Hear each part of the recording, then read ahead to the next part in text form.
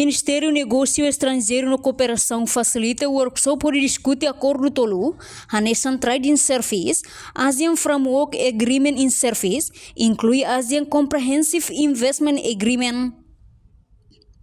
Representante Diretor Assunto ASEAN, atual Diretora Nacional da Economia PERS, Dirce Pinto Ateteng, workshop Lorontolo ne, balinha ministeriais husi pilar ekonomi niang, hanesan parte ida husi compromisso governo, hodi concorde ba roteiro nebe nação membro ASEAN Sirafona mai Timor-Leste. Enquanto a abertura workshop ohin loro ne, atuhalo discussão ba acordo tolu, nebe nação membro ASEAN Orienta ona, hanesan Trade in Service, ASEAN Framework Agreement in Service, inclui ASEAN Comprehensive Investment Agreement no Movimento of Natural Person.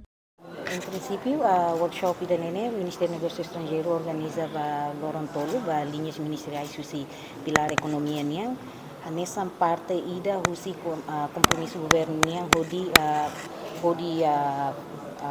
conquere ba roteiro nebe mak ASEAN Estado membro ASEAN Sirafona Maita e ohin lorong ita abertura ba workshop ida ne sei iha peritus nebe maka husi União Europeia rasik mai mai fo ba Timor-Leste atu o insa nye belegia ita hotu hodi hareba exercício ba ita nye Timor-Leste nye mercado access offer market access offer liba acordo botolo nebe hanarang afas ka acordo nebe mahare liba serviço nia nomos investimento bolo acordo akia ka ASEAN Comprehensive Investment Agreement. Em princípio iha roteiro ne iha critério sia nebe ma ita tem que fulfill ka ita tem que atingir e neste momento ita bahir pilar ekonomia yang rasik ita sair ma ita Timor-Leste tem que hare maka o insa bele halo exercício ba acordo botolo nebe ma sa ohin how menciona ona. Enquanto chefe missão União Europeia Timor-Leste, Christoph Sorg considera workshop idane importante tebes, também Timor-Leste tem que halo negociação com nação membro ASEAN hotu, molok atua derba ASEAN. Important because it's now about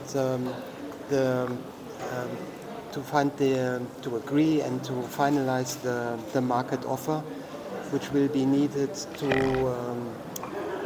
negotiate the access to all ASEAN countries. Reportagem Epifânia de Carvalho, Televisão Timor-Post. Janela informação ba emohoto. Atua tem informação atual dia kliu. Kita haluha. Haneham botão subscribe, like. Halo comentário no Fahia Tutang ba media sosial hotu.